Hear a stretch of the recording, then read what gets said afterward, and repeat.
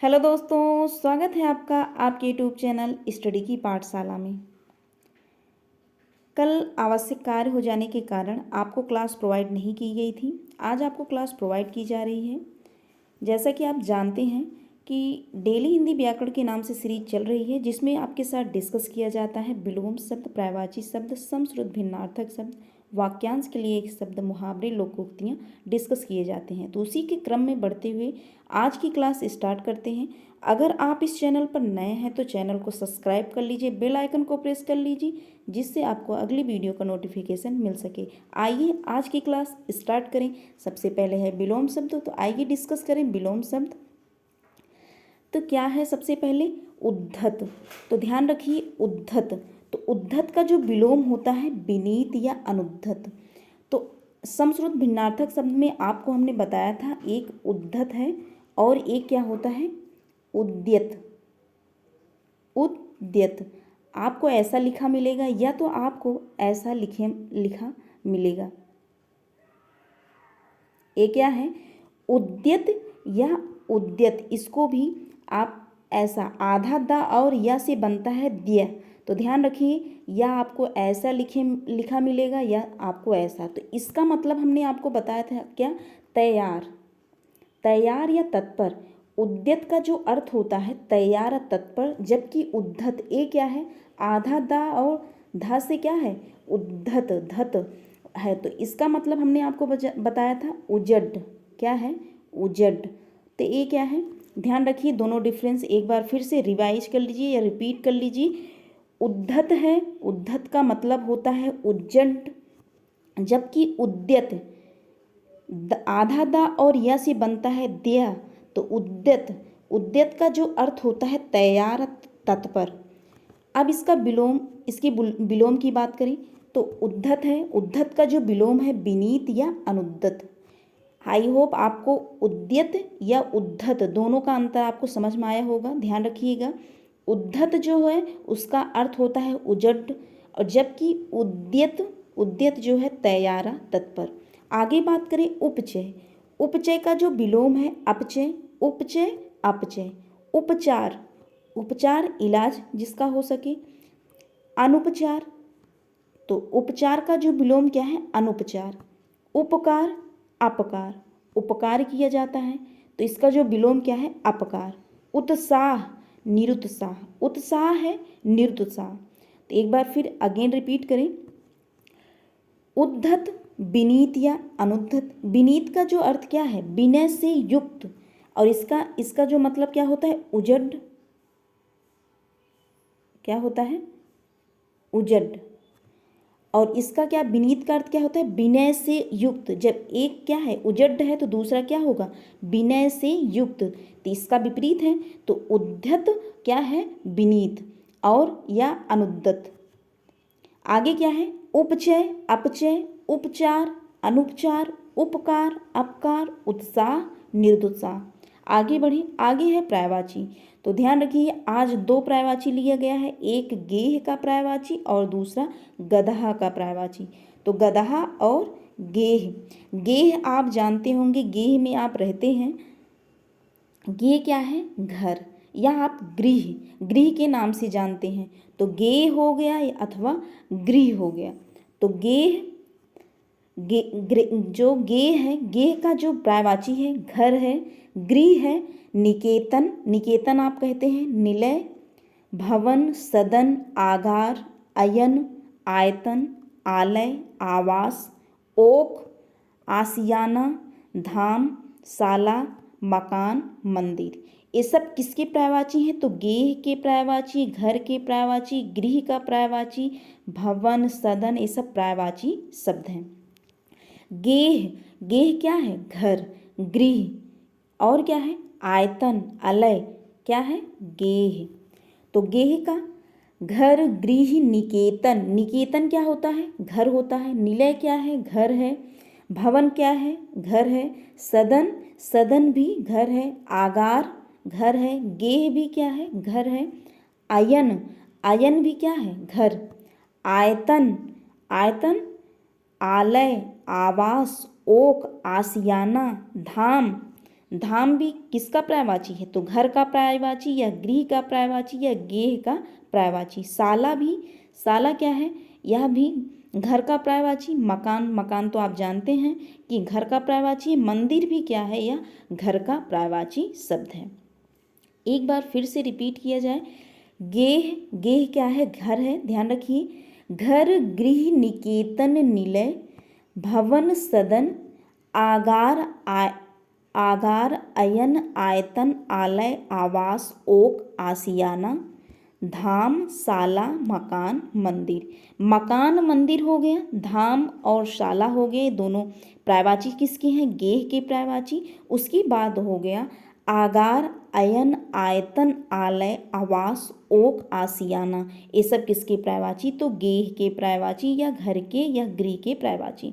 उसके बाद हो गया भवन, सदन। भवन, सदन भी क्या है? घर का पर्यायवाची। फिर घर, गृह, निकेतन, निलय। निकेतन भी ध्यान रखिएगा, ये भी घर का पर्यायवाची है, गेह का पर्यायवाची है। आगे बढ़े, आगे है गदहा का पर्यायवाची। तो गदहा, ध्यान रखिए, खर, गर्दभ, धूसर, बेसर, रासभ, चक्रीवान, बैसाख, नंदन, गधा।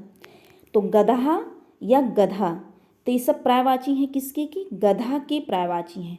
तो गधा का पर्यायवाची गदहा है, खर है, गर्दभ है, धूसर, बेसर, रसाभ, चक्रीवान, बैसाख, नंदन।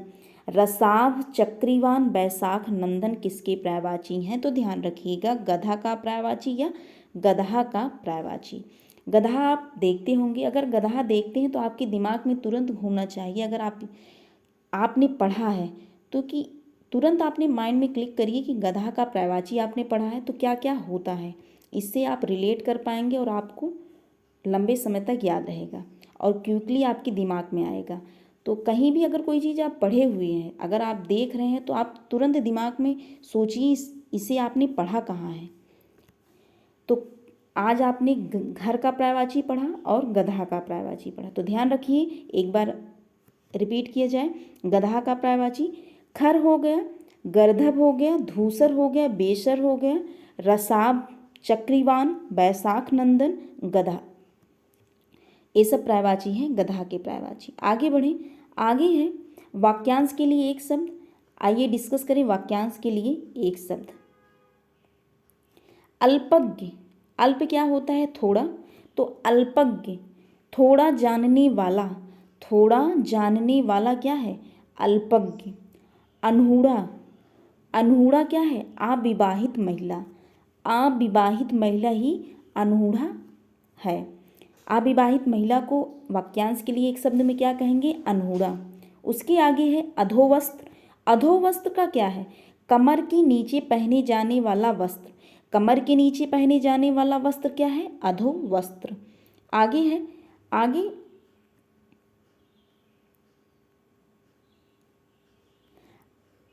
आगे है अन्योढ़ा। क्या है? अन्योढ़ा।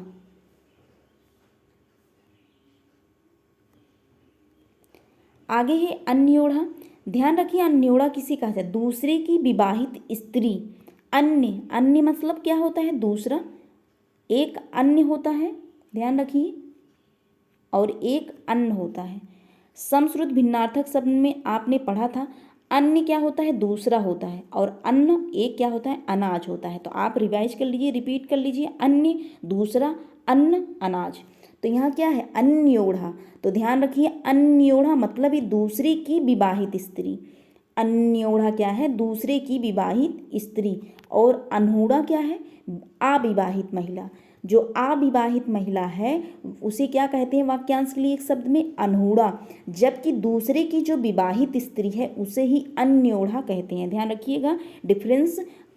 अन्य, अन्य आप ध्यान रखिए, दूसरा रिलेट करिए। अन्योढ़ा ये दूसरे की विवाहित स्त्री तो है, लेकिन ये क्या है? दूसरे की। अन्योढ़ा दूसरे की विवाहित स्त्री है। और अविवाहित महिला, जो अविवाहित, जिसका विवाह नहीं हुआ है, उसे क्या कहते हैं? अनहूढ़ा कहते हैं।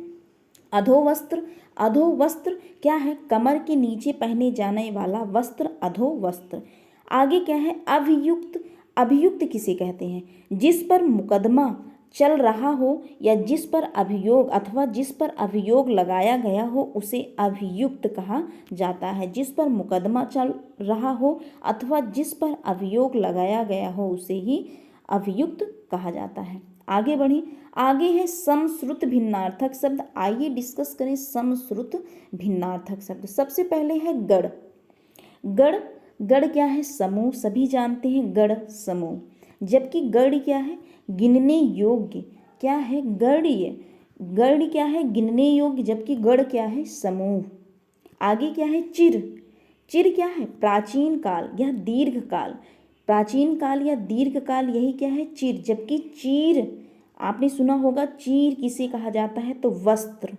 चीर क्या होता है? वस्त्र होता है। तो चिर दीर्घ काल एक समय है, प्राचीन काल का समय, दीर्घ काल का समय चिर, और जो चीर है क्या है? वस्त्र है। आगे बढ़ें, आगे क्या है? चीता और चिता। ध्यान रखिए, चीता, चीता तो आप जानते हैं एक जंगली जानवर है, जबकि चिता क्या है? चिता भी आप जानते हैं कि 100 दाह के लिए बनाया लकड़ियों का ढेर। चिता क्या होता है? 100 दाह के लिए बनाया लकड़ियों का ढेर।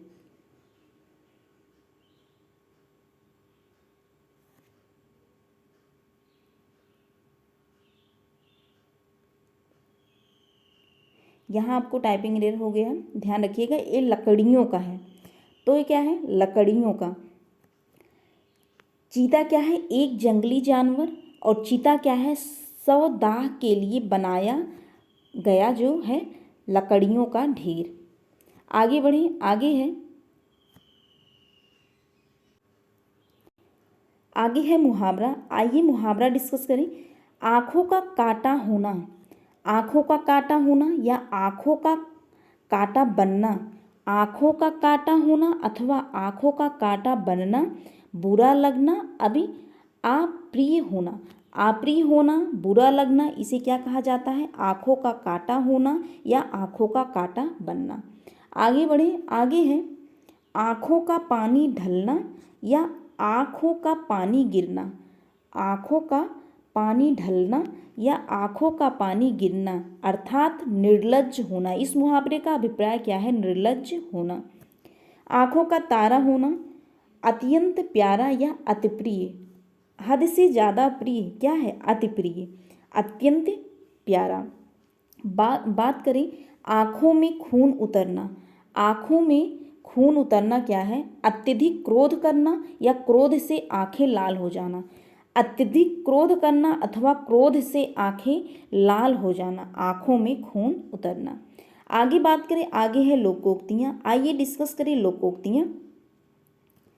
ईंट की देवी, ईंट की देवी मागे का प्रसाद। ईंट की देवी मागे का प्रसाद, इस लोकोक्ति का अभिप्राय है व्यक्ति के अनुसार आओ भगत।